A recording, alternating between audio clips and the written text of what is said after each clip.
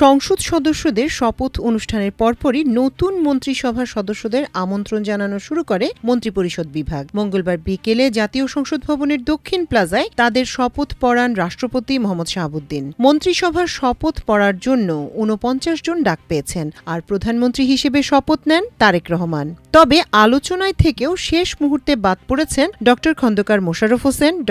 আব্দুল মঈন খান, মির্জা আব্বাস, ফজলুর রহমান, গয়েশ্বর চন্দ্র রায়, রুহুল কবির রিজভী, ড ওসমান ফারুক, আলতাফ হোসেন চৌধুরী, লুৎফুজ্জামান বাবর, ড রেজা কিবরিয়া, ব্যারিস্টার আন্দালিব রহমান পার্থ, খায়রুল কবির খোকন ও ব্যারিস্টার মাহবুব উদ্দিন খোকন প্রমুখ।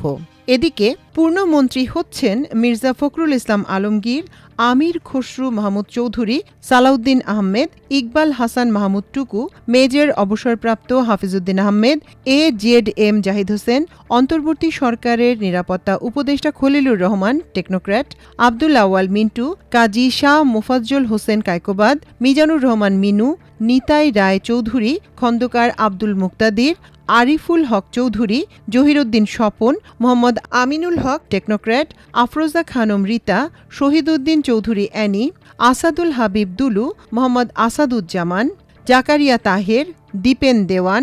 আ.ন.ম এহসানুল হক মিলন, সর্দার সাখাওয়াত হোসেন বকুল, ফকির মাহবুব আনাম স্বপন, শেখ রবিউল আলম এবং প্রতিমন্ত্রী হিসেবে শপথ নেন যারা প্রতিমন্ত্রী হচ্ছেন: এম রশিদুজ্জামান মিল্লাত, অনিন্দ ইসলাম অমিত, মোহাম্মদ শরীফুল আলম, শামা ওবায়েদ ইসলাম, সুলতান সালাউদ্দিন টুকু, কায়সার কামাল, ফরহাদ হোসেন আজাদ, আমিনুল হক টেকনোক্র্যাট, মীর মোহাম্মদ হেলাল উদ্দিন, হাবিবুর রশিদ, মোহাম্মদ রাজীব আহসান, মোহাম্মদ আব্দুল বারী, মীর শাহে আলম, জোনায়েদ সাকি, ইশরাক হোসেন, ফারজানা শারমিন, শেখ ফরিদুল ইসলাম, নুরুল হক, ইয়াসের খান চৌধুরী, AK ইকবাল হোসেন, M মুহিত, আহমেদ সোহেল মঞ্জুর, ববি হাজ্জাজ, আলী নেওয়াজ মাহমুদ খৈয়াম।